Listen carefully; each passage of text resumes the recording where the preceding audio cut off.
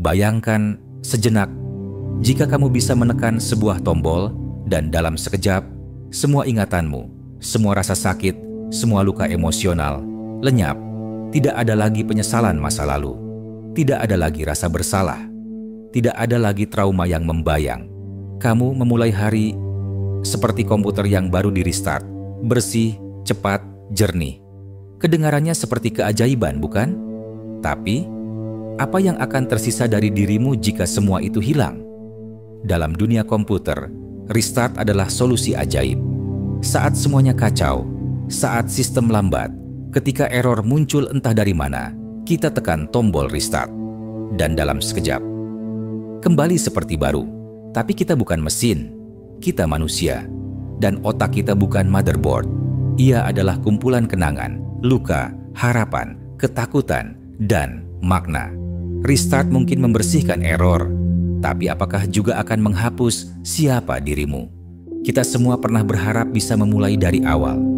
Hari di mana kita membuat kesalahan besar, kata-kata yang tak pernah bisa ditarik kembali, pilihan yang kita sesali bertahun-tahun kemudian.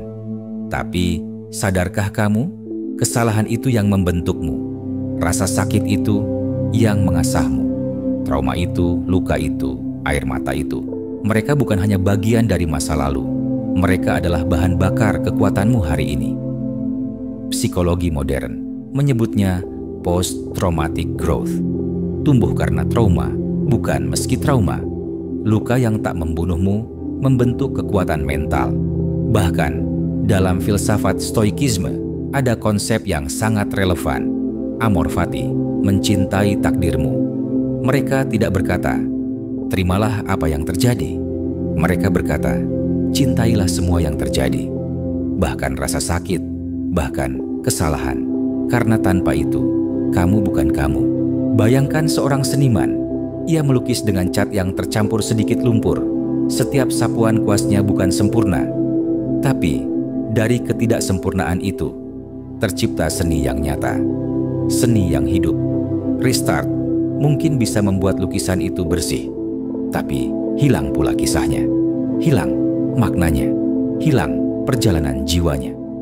Kita ingin lupa karena kita takut luka itu terlalu dalam, terlalu memalukan, terlalu menyakitkan untuk dikenang.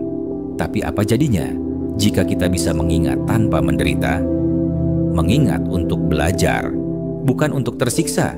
Disinilah kuncinya, bukan menghapus ingatan, tapi mengubah makna dari ingatan itu. Bayangkan ini, bukannya restart, kamu reframe. Alih-alih delete, kamu decode ulang. Kamu menatap masa lalu bukan sebagai beban, tapi sebagai batu loncatan.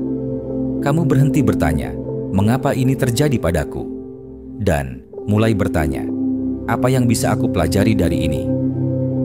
Marcus Aurelius, kaisar dan filsuf stoik pernah menulis, rintangan di jalan menjadi jalan. The obstacle becomes the way. Maksudnya, apapun yang menghambatmu, rasa malu, kegagalan, penolakan, bukannya kamu hindari, tapi kamu manfaatkan. Seperti api yang menjadikan kayu bakar sebagai bahan bakarnya. Bukan musuh, tapi alat untuk menyala. Kita tidak butuh restart, kita butuh refleksi. Kita tidak perlu tombol ajaib yang menghapus masa lalu. Kita perlu keberanian untuk berdamai dengannya. Karena dalam proses itulah kita tumbuh. Dalam menerima itulah kita menjadi dewasa. Dalam luka itulah kita belajar mencintai diri sendiri. Bayangkan, seseorang yang menjalani hidup tanpa pernah gagal, tanpa pernah kecewa, tanpa pernah patah hati. Apakah ia bijak? Apakah ia tahu bagaimana rasanya berempati? Tidak, ia hanya bersih, tapi kosong. Ingat, luka, batinmu bukan kelemahan. Itu adalah bukti bahwa kamu bertahan, bahwa kamu masih berdiri, bahwa kamu memilih untuk tidak menyerah, meski hidup terasa menyesakkan. Setiap malam penuh tangis, setiap hari yang kamu jalani sambil berpura-pura kuat, itu bukan kegagalan, itu adalah keberanian.